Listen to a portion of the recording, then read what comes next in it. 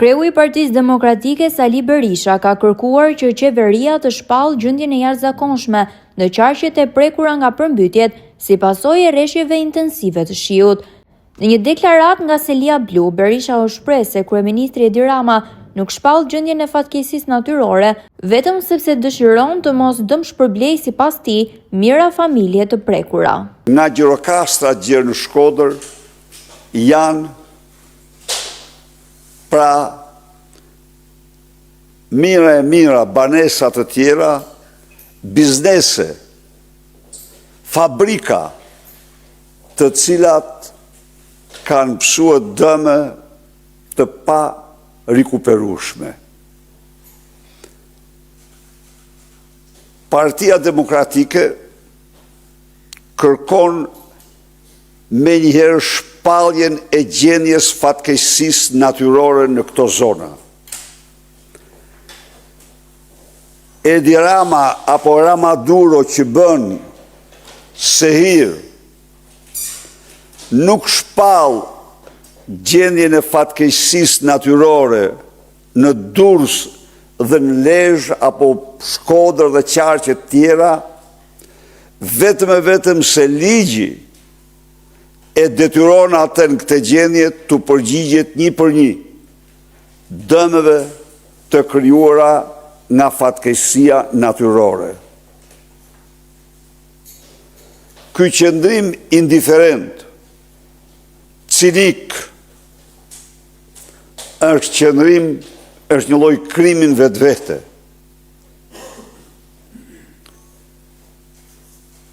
Në 4 muaj do të deklaronte sot një qytetar i Durrësit jam përmbytur 4 herë. Kësaj katastrofe natyrore me përmasat pa para ndonjëherë. Edi Rama ndaj saj reagon me një cinizëm ekstrem, me një paturësi, me një tallje ndaj qytetarëve të përmbytur. Ai në postimin e tij shkruan se apo fajson opozitën e cila nuk po e akuzon atë për shirat e rrëmbyra që kanë rënë. Ky qëndrim cinik, tallës ndaj qytetarëve, turpron çdo njeri që ka cip, por Ramaduro është në kaos, është në panik dhe tmerr të madh dhe nuk din ç'flet. Pa diskutim që këto kanë qenë shira shumë intensive,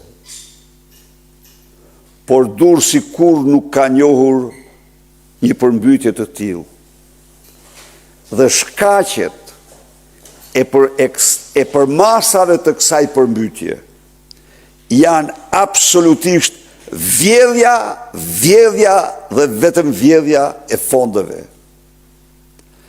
Takspaguesit shqiptar kanë paguar për mbrojtjen e qarkut të Durrësit, Porto Romana dhe zonat të tjera, 42 milion euro investim. Por korrupsioni ka bërë që hidrovori Porto Romanos kolektorin taket